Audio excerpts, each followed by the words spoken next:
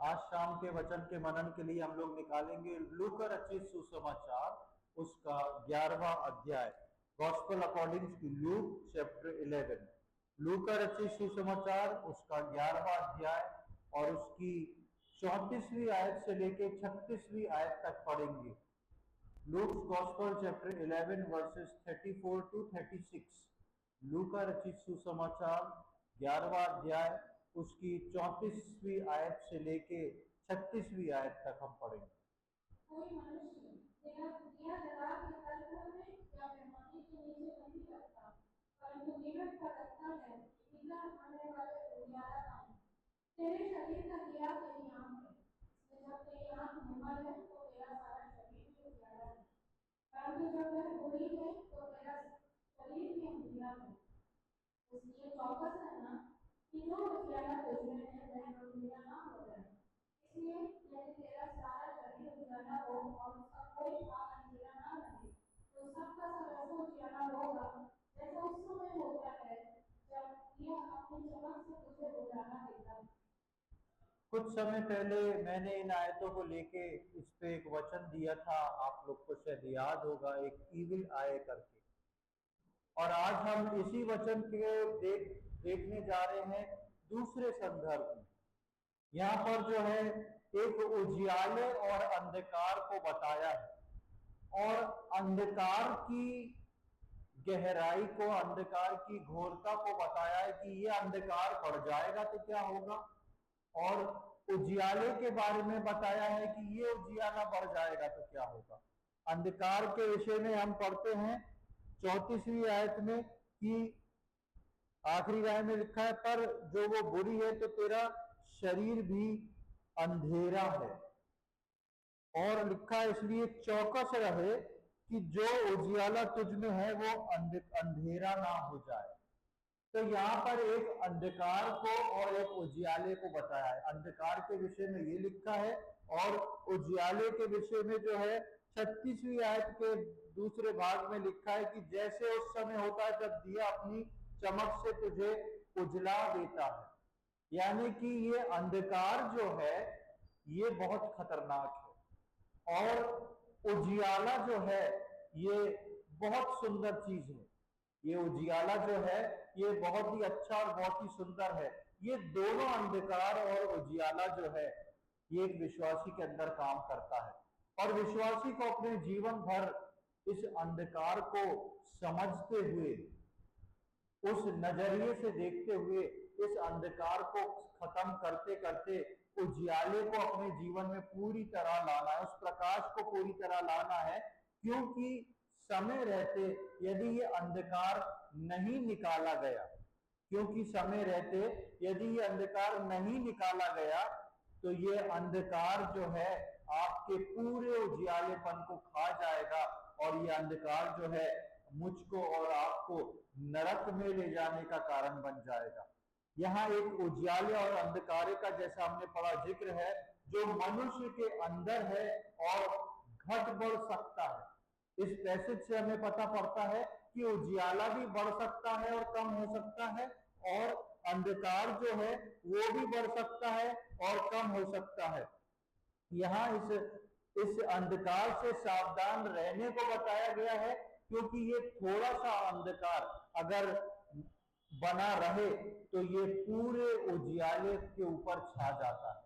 यदि ये थोड़ा सा अंधकार हमारे जीवन में बना रह जाए तो ये पूरे उजियाले में छा जाएगा। क्यों लूका रचित सुसमाचार में इस अंधकार और प्रकाश के बारे में जिक्र किया गया है, इसका सबसे बड़ा कारण यह है कि विश्वासियों को सावधान रहना है। आप यदि इसकी 35वीं आयत को पढ़ेंगे तो वहां पर साफ लिखा है इसलिए चौकस रहना, यानी कि सावधान रहना। किसको सावधान रहना है? जिसके अंदर अंधकार है उसको सावधान रहना है और जिसके अंदर अंधकार और प्रकाश दोनों है उसको भी सावधान रहना है। क्यों सावधान रहना है? क्योंकि ये उजियाला अंधकार में भी बदल सकता है। जो थोड़ा बहुत उजियाला है आपके जीवन में ये अंधकार में भी बदल सकता है। इसलिए उस अंधकार के विषय में लिखा है कि तू जो है चौकस रहना कि जो उजियाला तुझ में है वो अंधेर ना हो जाए, वो अंधेरा ना हो जाए।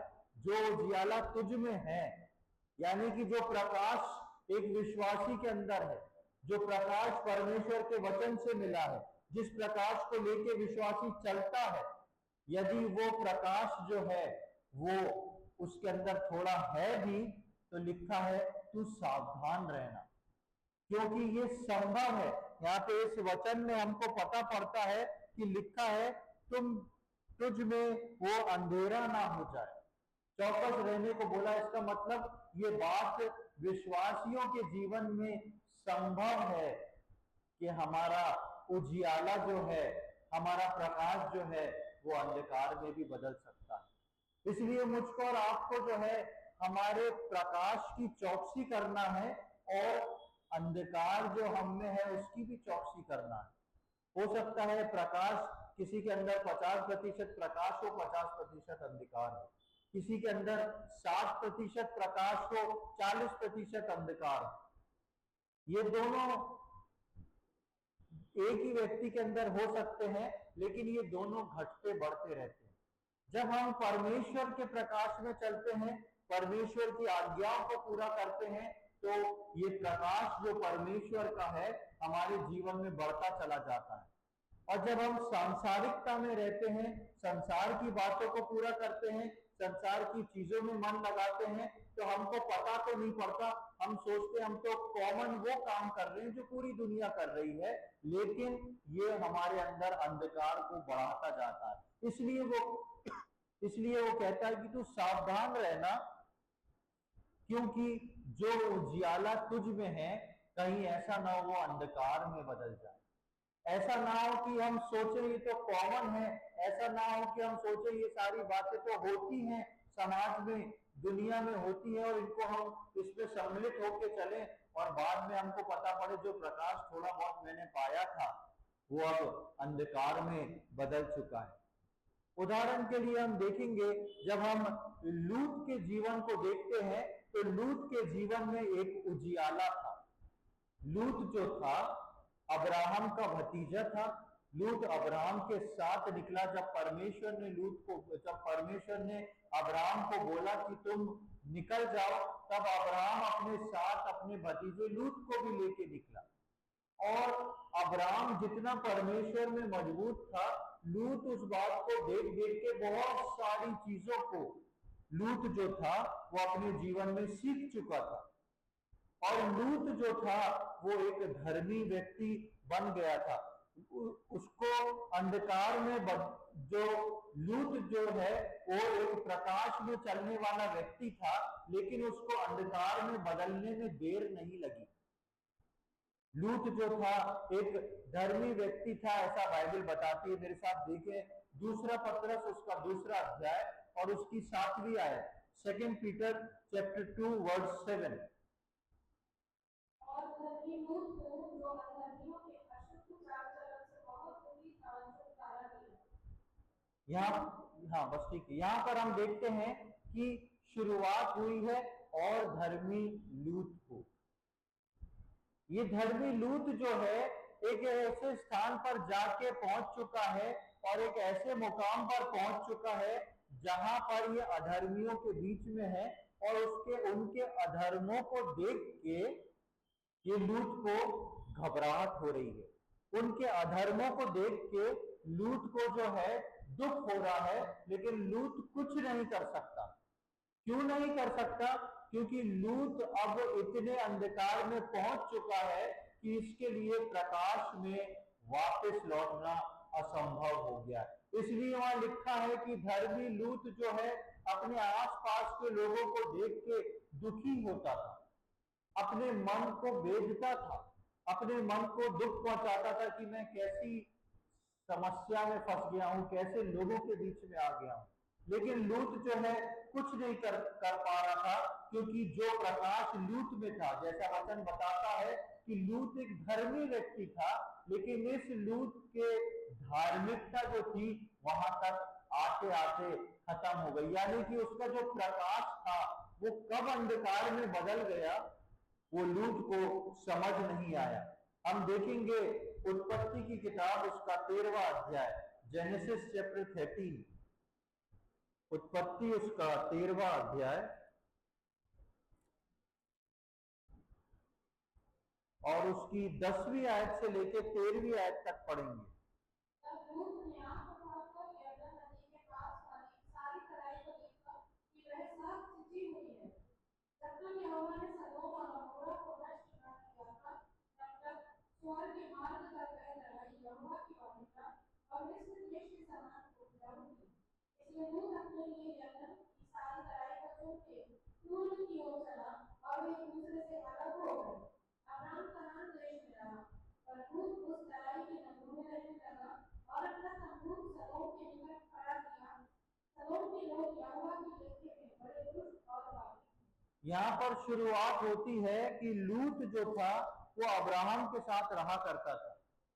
लूत अब्राहम के साथ रहा करता था और ये लूत और अब्राहम के जो चरवाहे थे, दोनों की अपनी अपनी भेड़ बकरियां थी, दोनों चाचा भतीजे थे, इनकी अलग अलग भेड़ बकरियां थी। उनके चरवाहों के बीच में झगड़ा होने लगा क्योंकि बहुत सारी भेड़ बकरियां थी। तो अब्राहम लूत को बोलता है कि अच्छा होगा कि हम थोड़ी दूरी बना लें, ताकि ऐसा ना हो, ये अच्छी बात नहीं है कि हम जो रिश्तेदारी में है हमारे बीच में झगड़ा हो। और इसलिए अब्राहम लूत से बोलता है कि तुम जाके जगह को चुन लो।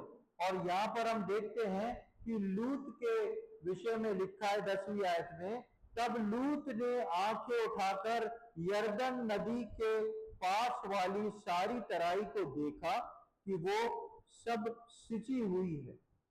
लूत जो है अपनी आंखें उठा के उस यरदन नदी की तराई को देखता है। सबसे पहले लूत ने अपनी आंखें उठाई। लूत को एक अच्छा भविष्य चाहिए था। अच्छी बात की लूत ने सही जगह को चुना, एक तराई के क्षेत्र को चुना, लेकिन लूत ने सबसे पहले ये देखा कि शारीरिक रीति से मेरे लिए क्या अच्छा होगा। एक ऐसी तराई की जगह पहले मैं चुन लूं जहां पर मेरे भेड़ बकरियां अच्छे से चर सकते हैं, जहां मैं सुख चैन से रह सकता हूं। और उसके आगे लिखा है 10वीं आयत में, जब तक यहोवा ने सदोम और अमोरा को नष्ट ना किया था, तब तक सोअर के मार्ग तक वो तराई यहोवा की वाटिका और मिस्र के समान उपजाऊ थी। जो जगह उसने चुनी थी वो एक उपजाऊ जगह थी और वहां लिखा है कि यहोवा की वाटिका के समान, यानी कि परमेश्वर ने जब आदम और हवा को अदन की वाटिका में रखा था, उस वाटिका में बहुत हरियाली थी, नदी पहाड़ और सारे फल के वृक्ष थे, एकदम हरी भरी वाटिका थी। और लूत यहाँ क्या देख रहा है कि ये वाटिका जो है वो तो अदन की वाटिका के समान है, मिस्र के एक सुंदर गार्डन के समान है, तराई क्षेत्र के समान है, मैं इसको चुन लूंगा।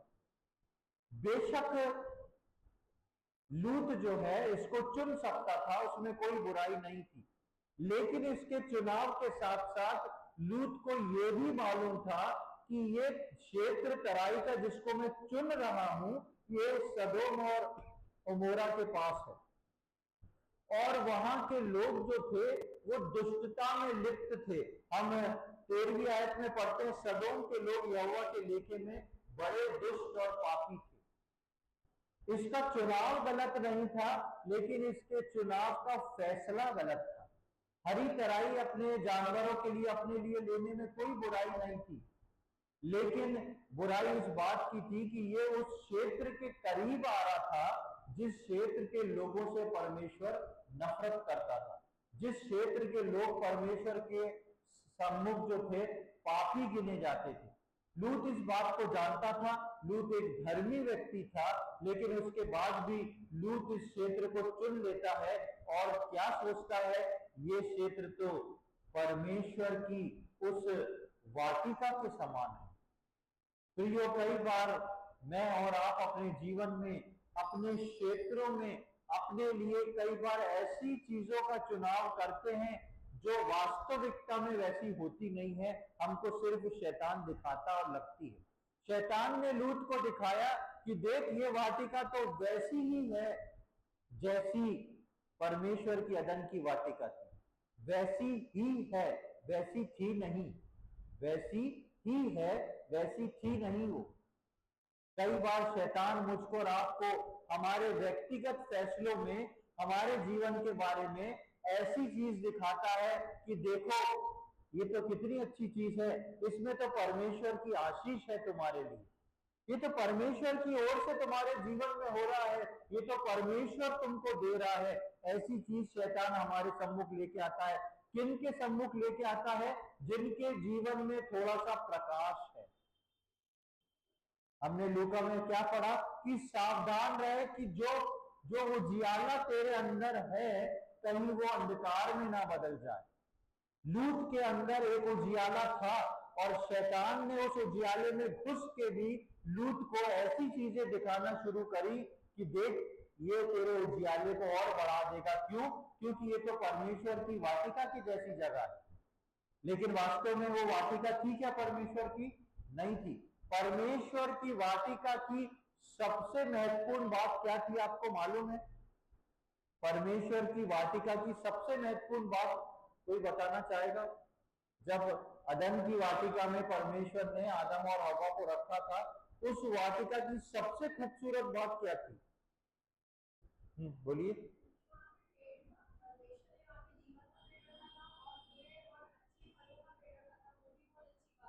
हाँ, वो एक अच्छी बात थी और इसके अलावा इससे भी बढ़कर एक बात है, उसको सोचें। हाँ, उस सुंदरता के गार्डन में, गार्डन ऑफ ईडन में सबसे बड़ी ये चीज थी कि उसमें परमेश्वर आ जाता था। परमेश्वर आके बात करने लगता था।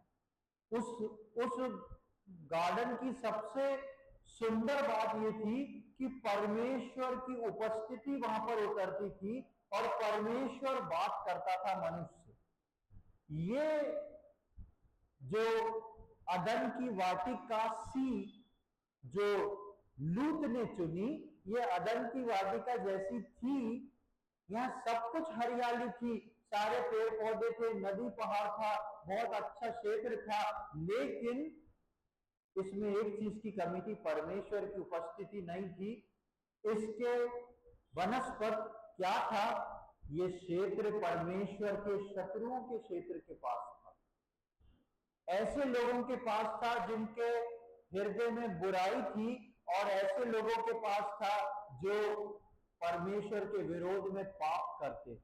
इसलिए 13वीं आयत में लिखा है कि ये लोग जो थे, सदोम के लोग यहोवा के लेखे में बड़े दुष्ट और पापी थे। ऐसे लोगों के पास, यानी कि वाटिका तो है, हरियाली है, नदी है, लेकिन वहां क्या नहीं है? परमेश्वर की उपस्थिति नहीं है। उसके विपरीत वहां पर क्या है? परमेश्वर जिन लोगों से घृणा करता है उन लोगों का आना जाना वहां पर बना हुआ है, क्योंकि उनके रिहायशी इलाके का एक क्षेत्र वो अदन की वाटिका जैसा जो दिख रहा है वो है। हमारे जीवन में भी प्रियो, शैतान कई बार हमें ऐसे क्षेत्र दिखाता है और बोलता है तुम इसमें बढ़ते जाओ, ये तो प्रभु का क्षेत्र है, प्रभु तुम्हें दे रहा है, ऐसा ही करते करते तुम्हारे जीवन में उजियाला बढ़ जाएगा। ऐसा नहीं है प्रियो। मुझको और आपको अपने उजियाले के लिए बहुत होशियार होना है। यदि वहां पर परमेश्वर की उपस्थिति नहीं तो फिर मेरा और आपका वहां पर जाना व्यर्थ है। और लूत क्योंकि एक धर्मी व्यक्ति था, लूत के जीवन में उजियाला था, उसके बाद भी लूत ने अंधकार वाला स्थान चुन लिया जो कि उजियाले के स्थान के समान दिखता है।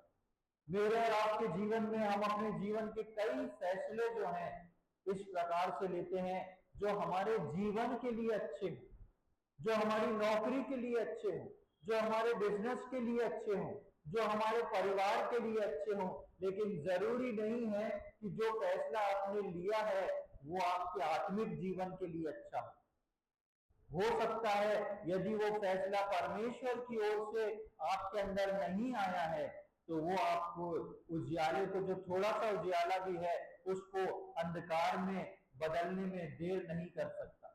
और हम देखते हैं कि इसने किया क्या था। लूत ने 11वीं आयत में लिखा है, इसलिए लूत ने अपने लिए यरदन की सारी तराई को चुन के पूर्व की ओर चला। उसने केवल तराई का छोटा हिस्सा नहीं चुना, सारी तराई के पूरी की पूरी तराई चुन ली और तराई को चुन चुन के पूर्व की ओर चलना शुरू कर दिया। मतलब पूर्व की ओर बढ़ने लगा। अपना इंक्रोचमेंट जो है, अपना घेराव जो है, वो पूर्व दिशा की ओर बढ़ाना शुरू कर दिया। उसके बाद लिखा है, और वे एक दूसरे से अलग हो गए। अब्राम कनान के देश में रहा, पर लूत उस तराई के नगरों में रहने लगा और अपने तंबू सदोम के निकट खड़ा किया। अभी लूत ने तराई को चुना, उसके बाद लूत ने पूरी तराई को चुन लिया। उसके बाद लूत जो था तराई के पूर्व की ओर चला जहां सदोम था, और उसके बाद लूत ने जब अपने तंबू खड़े करना शुरू करे तो कहां तक खड़े कर दिए? सदोम तक खड़े कर दिए, जहां पर जिन लोगों से परमेश्वर नफरत करता था। फैसला एक था, लेकिन वो किस प्रकार एक्सपेंड हो रहा है उस बात को देखें। लूत ने एक फैसला लिया था परमेश्वर की तराई को देखते हुए, लेकिन अब लूत जो है वो बढ़ता चला जा रहा है। तराई ली क्योंकि उसे परमेश्वर की तराई के जैसी दिखी। उसके बाद पूरी तराई को घेर लिया। उसके बाद तराई में पूर्व की ओर बढ़ गया। उसके बाद पूर्व की ओर बढ़ते बढ़ते बढ़ते उसने अपने तंबू जब लगाना शुरू करे, खड़े करना शुरू करे, तो तंबू लगते लगते कहां तक पहुंच गए? सदोम तक पहुंच गए। और आप जब आगे जाके वचनों को पढ़ेंगे तो आपको पता पड़ेगा कि जब स्वर्गदूत सदोम को नष्ट करने आए थे, तो लूत जो था वो सदोम के दरवाजे पे बैठा था एक न्यायी बन के। लूत जो था सदोम के दरवाजे पे बैठा था, और लूत अब तंबू में नहीं रहता था, उसने सदोम के अंदर अपने लिए पक्का मकान बना लिया था। उस बात को मैं नहीं ले रहा हूं, हम सब जानते हैं, पहले भी हम पढ़ चुके हैं। लूत जो है अब सदोम के अंदर पहुंच गया और पक्के मकान के अंदर सदोम का एक नागरिक बन के रह रहा है। कैसे लोगों के साथ? जो लोग परमेश्वर के विरोध में थे, जिनका लेखे में परमेश्वर उनको दुष्ट गिना करता था और वो परमेश्वर के सम्मुख पापी थे। ऐसे स्थान पे लूत जो है सेटल हो गया। लूत ने अपना सेटलमेंट शुरू कहां से किया था? तराई के क्षेत्र से। उस नदी की तराई के क्षेत्र से शुरू किया था, और वो बढ़ता गया बढ़ता गया बढ़ता गया और सदोम के अंदर तक पहुंच गया। इस तराई से सदोम के अंदर तक पहुंचने का सफर, लूत धर्मी व्यक्ति तो था, लेकिन लूत इस बात को नहीं समझ पा रहा था कि मेरा उजियाला जो है धीरे धीरे अंधकार में बदल रहा है। शैतान ने सिर्फ एक तराई दिखाई थी लूत को, लेकिन वो तराई जो थी लूत को सदोम के अंदर ले जाके बिठा देती।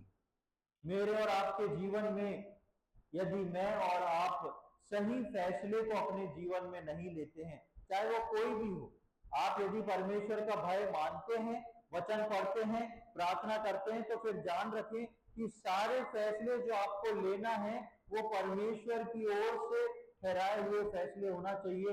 और आपको शैतान मिसगाइड करेगा, लेकिन आपको इतना वचन पता होना चाहिए कि आप अपने आप को संभाल सकें। ऐसा ना हो कि आपका उजियाला जो है वो अंधकार में बदल जाए। इसलिए लूका रचित सुसमाचार में लिखा है कि सावधान रहना, सावधान रहना, क्योंकि जो उजियाला तुझ में है ऐसा ना हो कि वो अंधकार में बदल जाए। लूत के अंदर एक उजियाला था। हमने शुरू में पढ़ा लूत को एक धर्मी व्यक्ति कहा गया, लेकिन आज वो धर्मी व्यक्ति जो है सदोम के अंदर पहुंच गया, और लूत खुद भी नहीं जानता कि मैं यहां पर कैसे पहुंचा।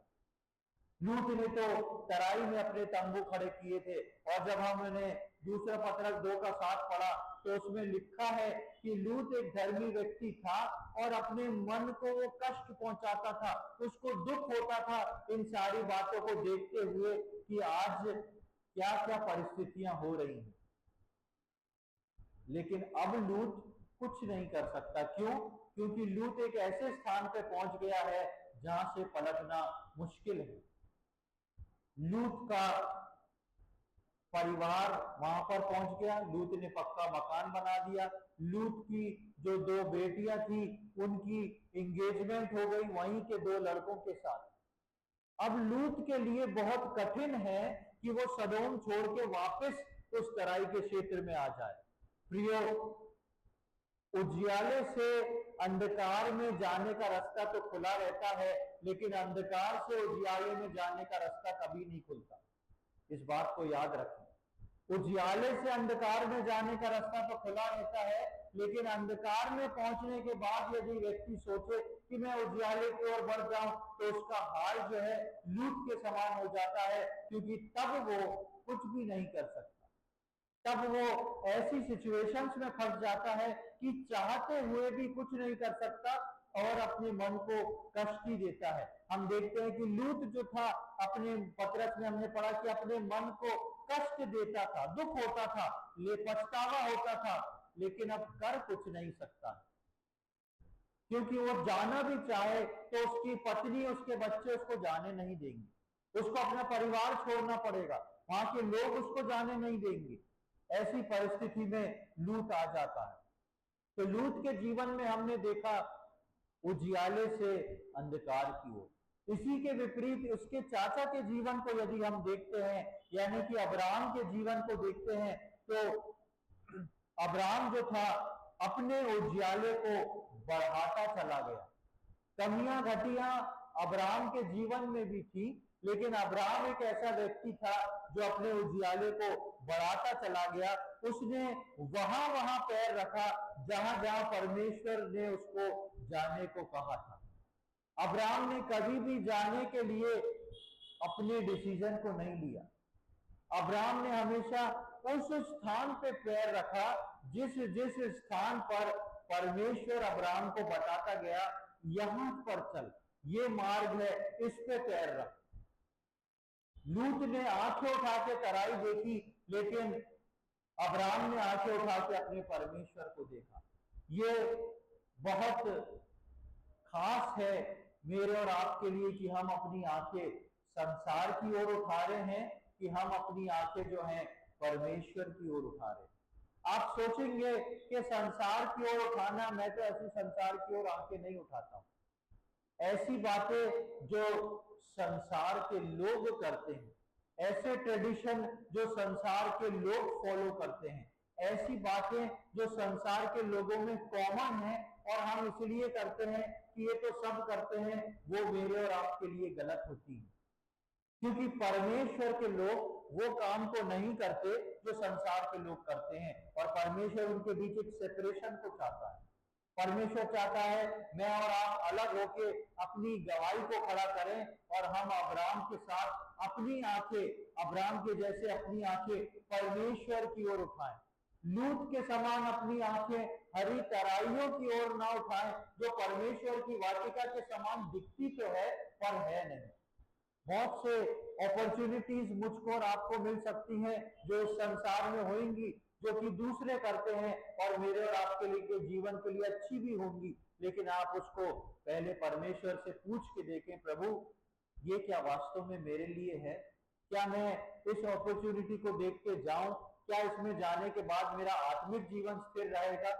हम केवल पैसे को देख के, हम केवल अपने नाम को देख के, हम केवल अपने स्टैंडर्ड को देख के आगे की ओर ना बढ़ें, लेकिन अब्राहम के समान अपनी आंखें परमेश्वर की ओर दिखा के परमेश्वर से पूछें। और हम अब्राहम के जीवन में देखते हैं कि वो जहां जहां उसने वहीं वहीं पैर रखा जहां जहां परमेश्वर ने उसको जाने को कहा था, और वो हर उस स्थान में वेदी बना के परमेश्वर को स्मरण करता रहा। अब्राहम के लिए हर जगह पर लिखा है।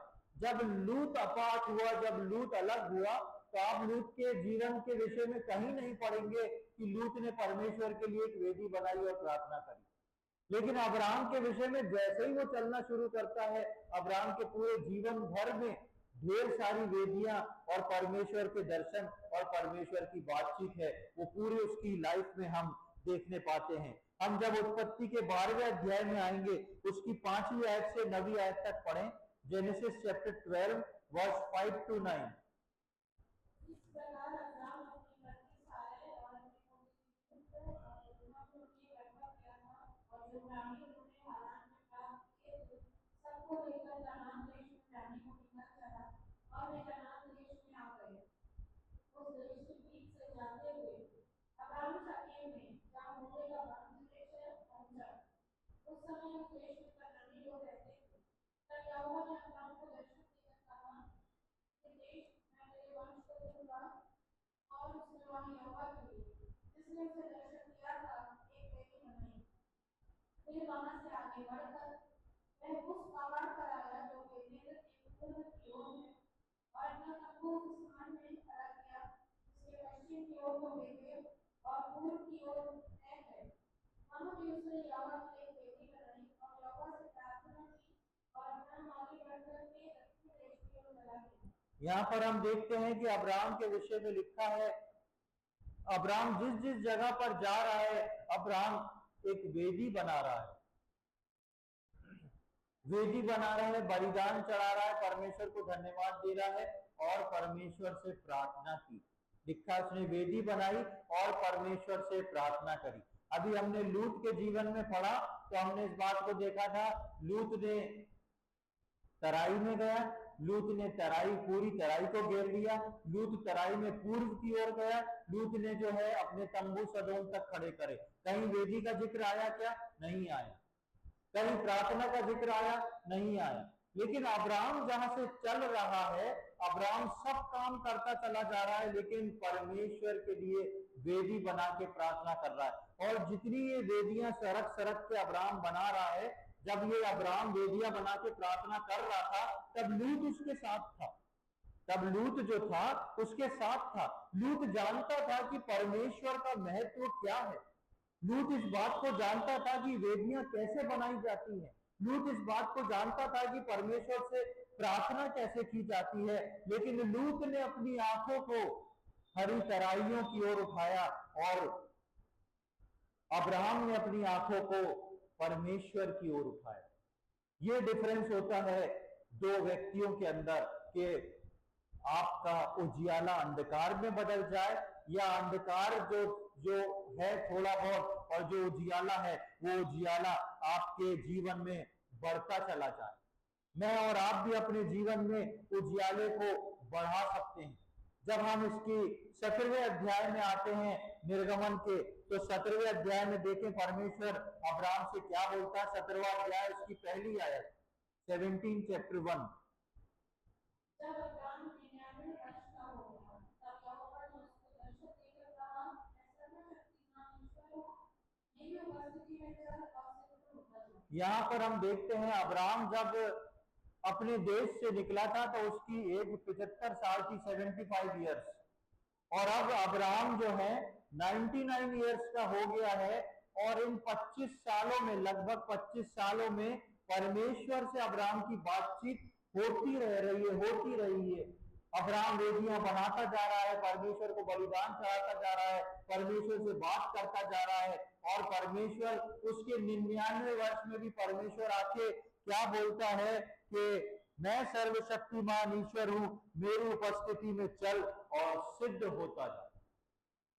परमेश्वर अब्राहम को सिद्धता की ओर बढ़ाता चला जा रहा है, बढ़ाता चला जा रहा है। जो उजियाला अब्राहम के अंदर था वो बढ़ता चला जा रहा है, और बढ़ते बढ़ते बढ़ते बढ़ते अब्राहम को आखिर में ये खिताब मिलता है कि अब्राहम जो था वो परमेश्वर का मित्र बन गया था। अब्राहम जो था परमेश्वर का मित्र बन गया था। कैसे अब्राहम ने अपने प्रकाश को बढ़ाता गया, बढ़ाता गया, बढ़ाता गया, और परमेश्वर की मित्रता तक पहुंच गया। ये उजियाला, ये प्रकाश परमेश्वर ने अंधकार में बदलने को नहीं दिया है, लेकिन ये उजियाला और प्रकाश परमेश्वर ने उसकी उपस्थिति में बढ़ाने के लिए मुझको और आपको दिया है। परमेश्वर ने, जब हम देखें कि ये उजियाला, अब हमने उजियाले और अंधकार को समझ लिया है, अब हम इस उजियाले को बढ़ा कैसे सकते हैं? हम इस उजियाले को कैसे बढ़ा सकते हैं और ये उजियाले को कैसे मेंटेन रख सकते हैं। ये सबसे जरूरी बात है कि उजियाले और अंधकार के बारे में तो हम समझ गए हैं, लेकिन ये मेंटेन कैसे रह सकता है, ये बढ़ेगा कैसे। परमेश्वर ने अपने मंदिर के लिए उजियाला करने के लिए सोने के दीपदान रखवाए थे। हमने पढ़ा था मिलाप वाले तंबू के अंदर बाइबल स्टडी में कि परमेश्वर ने पवित्र स्थान में सोने के दीपदान रखवाए थे, जिसके अंदर 7 दीपक एक साथ जलते थे, एक स्टैंड में 7 दीपक जलते थे। और इस सोने के दीपदान को परमेश्वर ने रखा था कि ये हमेशा जलते रहे, हमेशा इसमें सिर्फ उजियाला निकलता रहे, प्रकाश होता रहे। और इसको जलने के लिए परमेश्वर ने विशेष आज्ञा दी थी, विशेष इंतजाम किया था। क्या आज्ञा थी उसको हम देखेंगे। निर्गमन उसका 27वां अध्याय और 20वीं आयत, एक्सोडस चैप्टर 27 वर्स 20। एक्सोडस निर्गमन उसका 27वां अध्याय और उसकी 20वीं आयत।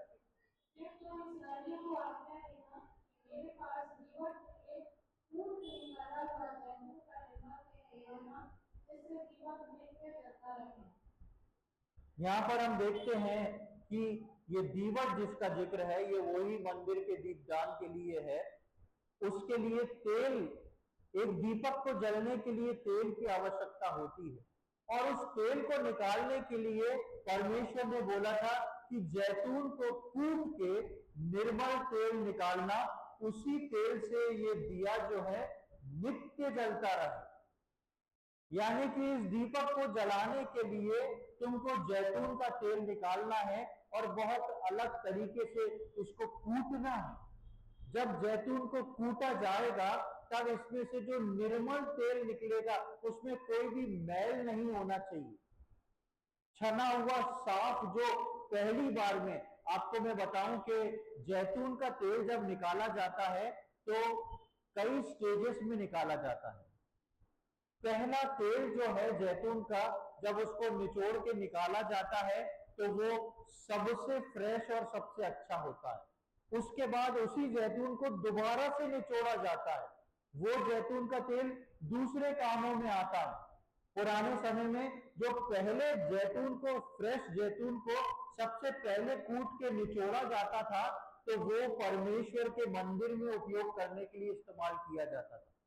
उसी जैतून को दोबारा से निचोड़ा जाता था तो वो खाना बनाने के काम में इस्तेमाल किया जाता था, और उसी जैतून को दोबारा से निचोड़ा जाता था तो वो साफ करने वाली सामग्री अर्थात साबुन जैसी चीजों को बनाने के काम आता था या शरीर पे लगाने के काम आता था।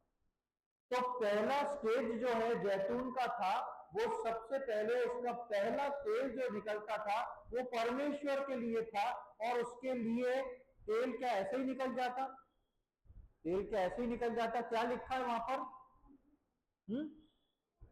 कूटना पड़ता है। आजकल हम क्या कूटते हैं? कुछ कूटते हैं क्या? सब काम आज मिक्सी में हो जाता है।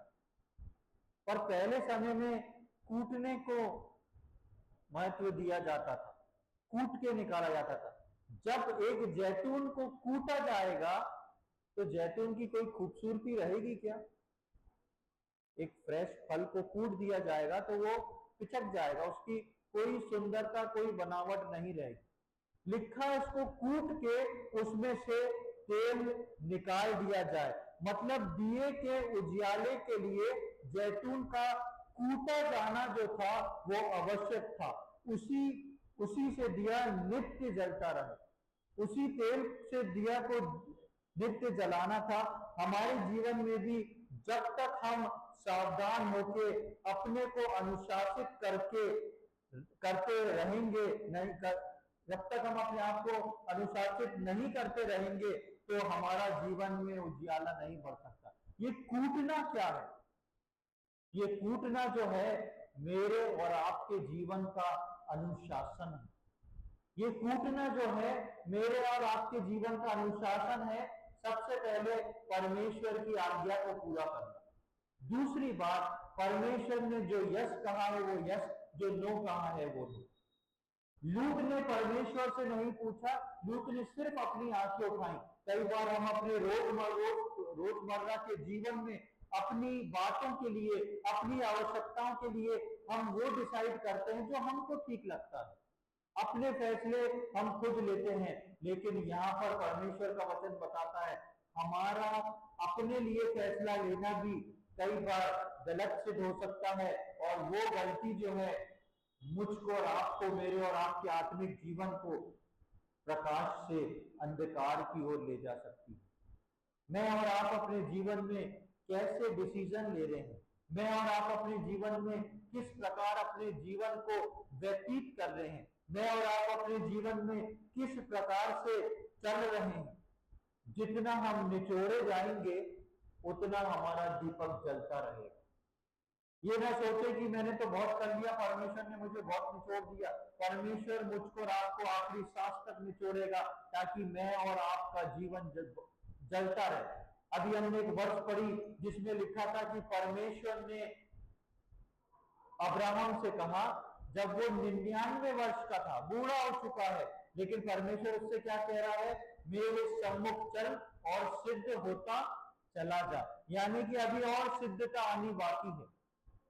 सब कुछ तो परमेश्वर के अनुसार कर रहा था, लेकिन उसके बाद भी परमेश्वर बोलते हैं मेरे सम्मुख चल और सिद्ध होता जा, क्योंकि बहुत कुछ अभी है जो बाकी है। प्रिय, मेरे और आपके जीवन में सिर्फ उद्धार पा लेना, बपतिस्मा ले लेना, कलीसिया में जुड़ जाना, ये काफी नहीं है, लेकिन मेरे और आपके जीवन में अनुशासन से निचोड़े जाना उस जैतून के समान, ताकि मेरा और आपका दीपक नित्य जलता रहे। परमेश्वर के वचन में हमने पढ़ा कि वो दीपक जो है नित्य जलता रहे। मेरा और आपका कूटा जाना आवश्यक है। इस कूटे जाने का मतलब ये नहीं कि मेरी और आपकी हालत गंभीर हो जाएगी, ये आत्मिक कूटा जाना है, यानी कि आत्मिक अनुशासन है। हम जब कुरिन्थियों में पढ़ते हैं, देखिए पहला कुरिन्थियों उसका 9वां अध्याय की 27वीं आयत, वहां पर पौलुस प्रेरित क्या बोलता है, 1 Corinthians chapter 9 verse 27, पहला कुरिन्थियों 9वां अध्याय उसकी 27वीं आयत। परंतु मैं अपनी देह को माता कोटता और वश में डालता हूँ, ऐसा ना हो कि औरों को प्रचार करके मैं आप ही किसी करना चाहिए। हाँ, यहाँ पर पौलुस प्रेरित क्या बोल रहा है? पौलुस प्रेरित कौन है? जिसने इतनी सारी जो है पत्रियां लिखी हुई, जिसने कलीसिया को बनाया है, स्थापित किया है, और कलीसियाओं को इतनी सारी पत्री लिख के बताता है पौलुस कि तुम्हें क्या करना चाहिए, क्या नहीं करना चाहिए। वो पौलुस प्रेरित अपने व्यक्तिगत जीवन के लिए क्या कह रहा है, मैं अपने आप को मारता कूटता और वश में रखता हूं। क्या जरूरत है उसको मारने कूटने और वश में रखने की? क्योंकि वो कहता है कहीं ऐसा ना हो कि मैं, क्या लिखा है आगे, कहीं ऐसा ना हो, हाँ, कि दूसरों को तो मैं प्रचार करूं और आप किसी रीति से खुद पीछे हट जाओ। यानी कि ऐसा ना हो मैं दूसरों को तो प्रचार करता रहूं, बताता रहूं, ऐसा कर लो वैसा कर लो, और मेरा उजियाला जो है अंधकार में बदल जाए। इसलिए पौलुस प्रेरित बोलता है मैं अपने आप को मारता कूटता और वश में करता हूं। प्रियो, मुझको और आपको अपने आप को हर रोज अपने को जांचना है, अपने आप को कूट के वश में रखना है, अपने अंदर के अंधकार को अगर अलग करके निर्मल उजियाले से अपने जीवन में भरना है, ताकि मेरा और आपका अंधकार दूर होता जाए।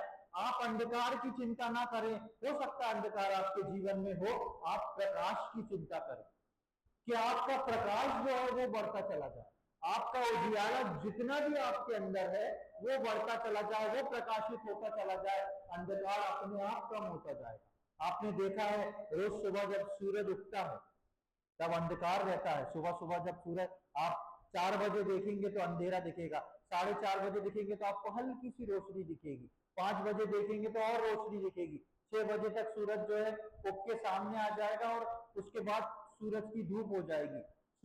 अंधकार सूरज को नहीं दबाता, लेकिन सूरज जैसे जैसे आता है उसका प्रकाश अंधकार को दबा देता है। इस बात की चिंता ना करें कि आपके अंदर कितना अंधकार है, चिंता इस बात की करें कि आपके अंदर जो प्रकाश है वो बढ़ रहा है कि नहीं। अगर वो बढ़ रहा है तो अपने आप आपके अंधकार को दबा देगा और आपका प्रकाश उजियाला कर देगा। और जैसा हमने लूका में शुरू में 11:36 में पढ़ा था कि वो प्रकाश ऐसा होगा जब वो अपनी चरम सीमा पर हो, एक हेलोजन के समान प्रकाश होएगा और आपका प्रकाश आपके लिए भी और आपके साथ रहने वालों के जीवन को भी प्रभावित करेगा। आपके प्रकाश को देख के दूसरे लोग भी आगे बढ़ सकते हैं, दूसरे लोग भी परमेश्वर की राह में चल सकते हैं। ऐसा प्रकाश प्रभु मेरे और आपके जीवन में चाहता है। हम लूत नहीं अब्राहम के समान बने, हम लूत के समान नहीं बने जिसने सोचा नहीं, अपनी नजरें संसार की ओर उठाई। हम अब्राहम के समान बने जिसने अपनी आंखें परमेश्वर की ओर उठाई और वो परमेश्वर में बढ़ता गया, बढ़ता गया, बढ़ता गया और एक दिन परमेश्वर का मित्र बन के बैठ गया। लूत तबाही के उस मंजर तक पहुंच गया जहां पर परमेश्वर ने जिस जगह को तबाह करने को रखा था। एक और आयत को पढ़ के हम समाप्त करेंगे। नीति वचन उसका 4वां अध्याय उसकी 18वीं आयत, प्रोवर्ब्स चैप्टर 4 वर्स 18। नीति वचन उसका 4वां अध्याय और उसकी 18वीं आयत। परंतु धर्मियों की चाल उस चमकती हुई ज्योति के समान है जिसका प्रकाश बहुत अधिक अधिक बढ़ता रहता है। हाँ, परंतु धर्मियों की क्या चीज? चाल। धर्मी किस चाल चलन से चलते हैं? एक धर्मी व्यक्ति के अंदर अंधकार भी हो सकता है, लेकिन लिखा है धर्मी की चाल उस चमकती हुई ज्योति के समान है। किस किस टाइप की ज्योति? जिसका प्रकाश दोपहर तक अधिक अधिक बढ़ता रहता है। यानी कि सूरज आता है और जैसे सूरज आता है आप देखते हैं जैसे जैसे दिन आगे बढ़ता जाता है सूरज की रोशनी जो है वो तेज होती चली जाती है, उसका प्रकाश तेज होता चला जाता है और एक समय आता है कि हम सूरज को देख नहीं सकते। जब सूरज उगता है तब हम सूरज को देख सकते हैं, है कि नहीं? जब सूरज उगता है तो थोड़ा सा रेड गुलाबी रहता है, उसको हम अपनी आंखों से देख सकते हैं। लेकिन 12 बजे के सूरज को आप देख सकते हो क्या? नहीं देख सकते, आंखें चौंधिया जाती हैं। यहां पर इसी प्रकार लिखा है कि धर्मियों की चाल उस चमकती हुई ज्योति के समान है जिसका प्रकाश दोपहर तक अधिक अधिक बढ़ता चला जाता है, जिसका प्रकाश कभी कम नहीं होता। क्यों कम नहीं होता? क्योंकि हर रोज वो अपने आप को परमेश्वर के सम्मुख रख रहा है, हर रोज वो कूटा जा रहा है और हर रोज उसमें से तेल निकल रहा है जो उसके प्रकाश को बढ़ाता चला जा रहा है। उसके दिए में कभी भी तेल की कमी नहीं हो रही, उसके दिए में कभी भी तेल की कमी नहीं हो रही। ये तेल जो है वो पवित्र आत्मा को भी बताता है। जितना हम परमेश्वर के नियंत्रण में रहेंगे, जितना हम अपने आप को परमेश्वर के सम्मुख ले आएंगे, नीचे ले आएंगे, उसके क्रूस के नीचे ले आएंगे, उतना वो मुझको और आपको निचोड़ेगा और उतना वो तेल जो स्वयं पवित्र आत्मा है वो मेरे और आपके जीवन को उजियाले से भर देगा। और हम इस बात के लिए सावधान रह सकते हैं जो हमने लूका में पढ़ा कि प्रत्येक व्यक्ति सावधान रहे। प्रत्येक व्यक्ति को एक चेतावनी दी गई है कि अगर जो उजियाला तुझ में है यदि वो अंधकार हो जाए तो तू क्या करेगा? कभी भी मेरे और आपके जीवन का छोटा सा भी उजियाला क्यों ना हो प्रियो, वो बढ़ता चला जाए, उसकी रोशनी सब तक प्रकाशित होए, सब उस रोशनी को देखने पाए। कभी भी हमारे जीवन में ये गवाही ना बने कि हमारा प्रकाश जो कभी था वो धीरे धीरे करके अंधियारे में बदल गया। हम अनुशासित जीवन जिए, परमेश्वर की ओर अपनी नजरों को उठाएं और प्रभु के सम्मुख रख के अपने जीवन को जीने की कोशिश करें कि हमारा प्रकाश जो है वो और अधिक प्रकाशित हो, हम कभी भी हमारा प्रकाश अंधकार में ना पहुंचे। प्रभु इन वचनों को समझने में हम में से प्रत्येक की सहायता करे। प्रभु के नाम की महिमा हो। आइए हम प्रार्थना करें। प्रभु जी, हम धन्यवाद देते हैं सुंदर समय के लिए। एक और बार हमारे जीवन में यह अवसर आपने प्रदान किया कि प्रभु हम आपके भवन में आके आपके वचनों से सुन सके। हम धन्यवाद देते हैं प्रभु आपके आज इन सुंदर वचनों के लिए, जिनको हम सीख रहे थे, समझ रहे थे कि किस प्रकार प्रकाश जो है, उजियाला जो है, यदि हम ध्यान नहीं दें तो हमारे जीवन में ये उजियाला जो है अंधकार में बदल जाता है। प्रभु जी, हम यहाँ पर बैठे सिर झुकाए एक एक व्यक्ति के लिए प्रार्थना और विनती करते हैं। यदि किसी के जीवन में प्रभु जी उनका प्रकाश अंधकार की ओर जा रहा है तो प्रभु आप सहायता करें। हम प्रार्थना विनती करते हैं हर एक के जीवन में प्रभु जी वो प्रकाश और उज्जवल होता जाए और प्रकाशित होता जाए, वो दोपहर के प्रकाश के समान बढ़ता और बढ़ता चला जाए, ऐसी हम विनती प्रार्थना करते हैं। किसी की भी ज्योति प्रभु जी अंधकार तक ना पहुंचे, किसी के भी जीवन में लूट के तरीके का न्याय ना हो, लूट के समान हाल ना हो, लेकिन सब अब्राहम के समान आपकी ओर नजर रखते हुए बढ़ते चले जाएं, ऐसी हमारी विनती प्रार्थना है। शैतान की हर एक युक्तियों से हर एक को हम बचा के रखें प्रभु जी, ऐसी हमारी विनती है। और हमारा प्रकाश निरंतर आपके आगमन तक बढ़ता चला जाए, बढ़ता चला जाए, ऐसी हम विनती करते हैं। धन्यवाद देते हैं प्रभु आज के दिन के लिए, धन्यवाद देते हैं प्रभु आपने हमारी प्रार्थना को सुन लिया है। ये सारी बातें अपने उद्धार करता प्रभु यीशु मसीह के पवित्र और मीठे नाम से मांगते हैं, आमीन। अब हमारे परमेश्वर पिता का प्रेम, प्रभु यीशु मसीह का अनुग्रह और पवित्र आत्मा की सहभागिता अब से लेकर प्रभु यीशु मसीह के दूसरे आगमन तक हम में से प्रत्येक पर होती रहे, आमीन।